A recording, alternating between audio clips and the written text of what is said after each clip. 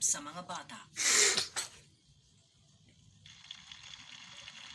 Mga mahal kong kababayan, isang napakalaking karangalan na makasama ko kayo ngayon sa isang napakagandang araw dito sa bayan ng Detroit. At gusto ko sana sabihin sa inyong lahat na maupo at mag-relax at mag-enjoy lang kayo. Gusto ko sana, pero sa kasamaang palad, hindi ko pwedeng sabihin. Yun ay dahil merong isang bagay na hindi na kaya masugpo sa bayang ito. Mga iligal na baril na napupunta sa mga kamay ng ating mga anak.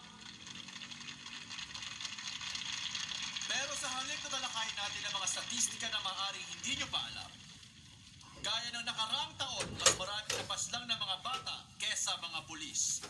O ang tama ng baril ang pinakamataas sa sanhi ng pagkamatay ng mga tao sa buong Amerika mula 10 taon hanggang 30